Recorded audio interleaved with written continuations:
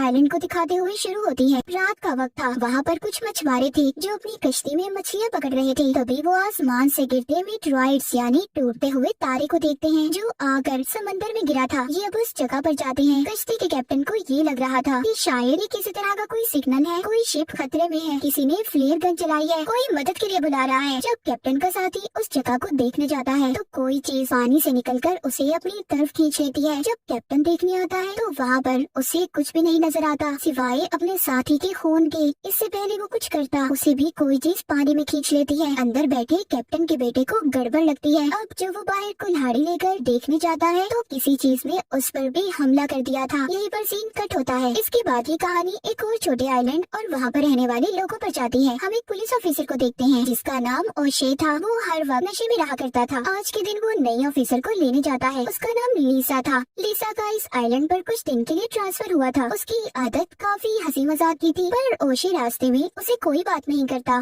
जब ये दोनों पुलिस स्टेशन पहुंच जाते हैं जहाँ पर लीसा की मुलाकात अपने हेड से होती है, वो लीसा को वेलकम कहते हैं। हेड कहती है कि कुछ दिन के लिए मैं काम के सिलसिले में बाहर जा रहा हूँ, इसलिए मुझे अपनी जगह एक पुलिस ऑफिसर की जरूरत थी, तो मुझे लगता है तुम काम अच्छे से संभाल लोगी। जाते हुए ओशे अपने हेड से कहता है क्या जरूरत थी नई ऑफिसर की, मैं था ना, मैं सब संभाल लेता। पर उसके हेड को उस पर जरा भी भरोसा नहीं था क्योंकि हर वक्त ओशे नशे में जो रहा करता था। इस आइलैंड की बंदरगाह पर दो मछुआरे दिखाए जाते हैं जो मछलियाँ पकड़ रहे थे। तभी उनमें से एक आदमी समंदर से अजीब सा क्रिएचर पकड़ता है। जब उसका दूसरा साथी उसे देखने की कोशिश करता है तो वो क्रिएचर उस पर पानी की तरह लिक्विड फेंकता है, पर वो लिक्विड किसी किस्म का जहरीला नहीं था। अब उस आदमी को ऐसा लग रहा था कि जैसे उसने कोई अजीब सा जानवर पकड़ा है जिसके उसे बहुत से पैसे मिल सकते हैं। इसीलिए वो आदमी उसे अपने साथ घर ले आया था, लाकर अपनी बाथटब में डाल देता है ताकि वो पानी में जिंदा रह सके। वहीं पर दूसरी तरफ समंदर के किनारे कुछ लोगों को मरी हुई व्हेल मिलती है जो काफी अजीब बात थी। ओशे और लीसा छानबीन करने वहाँ पर जाते हैं। वहाँ पर पहले ही एक डॉक्टर मौजूद था जो मरी हुई व्हेल को चेक कर रहा था। वो इन्हें बताता है कि ये बहुत पहले से मरी हुई है, इसके जिस्म पर जो निशान है वो पत्थरों के टकराने से आए हैं। ओशे को ये बातें काफी अजीब लग रही थी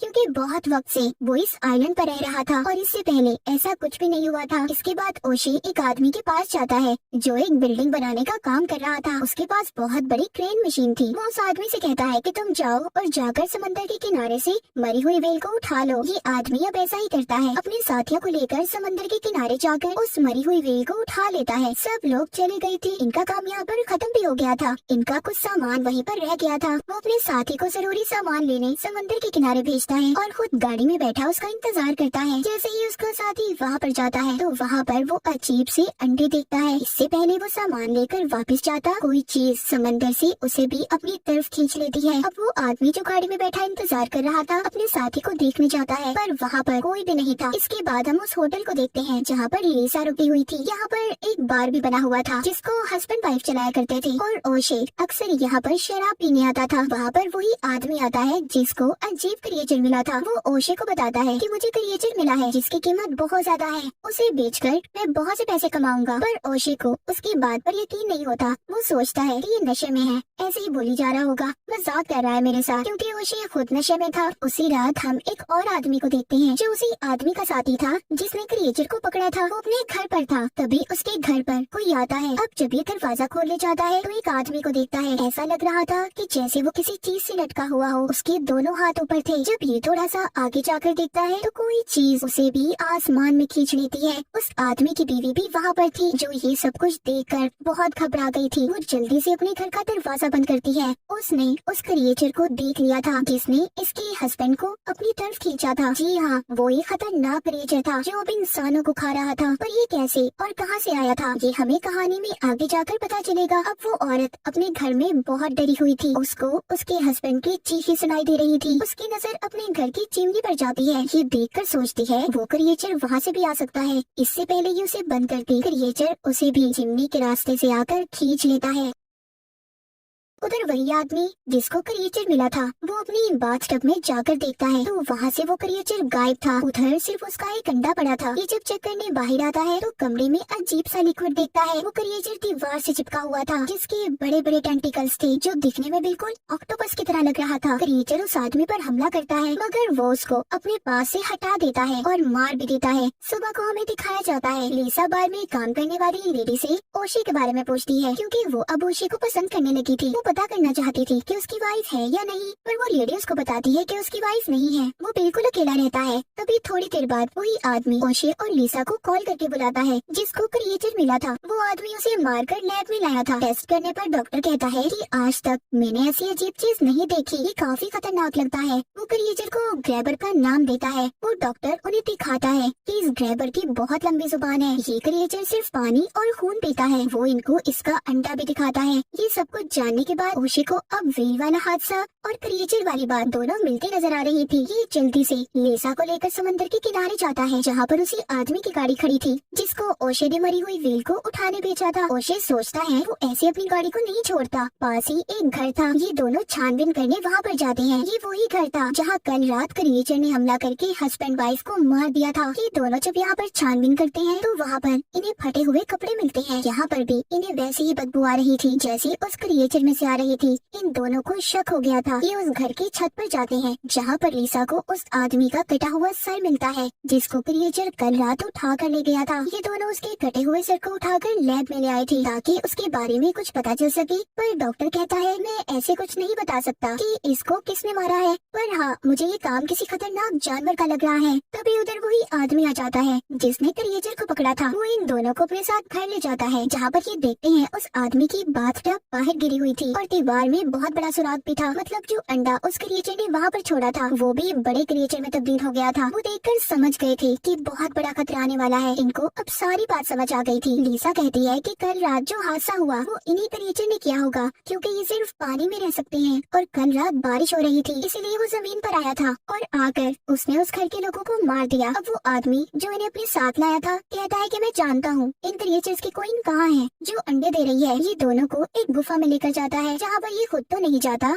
अब लिसा और ओशे दोनों अंदर जाते हैं। वहाँ पर इन्हें एक आदमी के कपड़े मिलते हैं। ये उसी मछुआरे के कपड़े थे जो हमने कहानी के शुरू में देखा था। मतलब उस वक्त उन मछुआरों की कश्ती पर हमला भी इन्हीं क्रिएचर्स ने किया था। इन्हें वहाँ पर ढूंढने में और कुछ तो नहीं मिलता पर ये क्रिएचर को जगा देते हैं। वो क्रिएचर जागते ही इन पर हमला करने आ रहा था मगर ये दोनों जल्दी से बाहर निकल आए थे। वो क्रिएचर अभी भी गुफा में ही था। वो बाहर नहीं आता क्योंकि ये क्रिएचर सूरज की रोशनी में बाहर नहीं निकल सकते थे। इसीलिए ये दोनों अब दोबारा से लैब में जाते हैं और ग्रैबर क्रिएचर की कमजोरी का पता करने की कोशिश करते हैं कि जिससे ये इसे मार सके। पहले ये उसे आग लगाते हैं पर अचानक से पानी आने लगा था जिससे ग्रैबर दोबारा से जिंदा हो गया था और ओशी के मुंह पर वही लिक्विड फेंक कर उसके सर पर चिपक जाता है। लेकिन किसी तरह ये उसे अपने सर से उतारता है। वो आदमी भी खड़ा ये सब देख रहा था जो यहाँ पर इसको लाया था। वो बेन को बताता है कि ग्रैबर क्रिएचर ने मुझ पर इस तरह हमला किया था। इसने तो मुझे भी काट लिया था पर उस दिन मैंने शराब पी हुई थी और ये मुझे काटते ही कमजोर सा हो गया। इसका मतलब ये है कि जो आदमी शराब का इस्तेमाल करता होगा ये क्रिएचर उन्हें नुकसान नहीं पहुंचा सकते। आज रात बहुत तेज तूफान भी आने वाला था इसलिए ओशे और लिसा मिलकर प्लान बनाते हैं। वो बार वाले के पास जाते हैं और कहते हैं देखो आइलैंड पर रहने वाले लोग सभी खतरे में हैं। उन पर क्रिएचर हमला करने वाला है पर हम एक ही सूरत में उन्हें बचा सकते हैं अगर लोग ज्यादा से ज्यादा शराब पिए क्योंकि जिसके भी खून में अल्कोहल शामिल होगी वो क्रिएचर उन्हें नुकसान नहीं पहुंचाएगा। पर इस बात का पता किसी को भी नहीं चलना चाहिए वरना लोग घबरा जाएंगे। वो बार वाला भी इनका साथ देने के लिए तैयार हो गया था।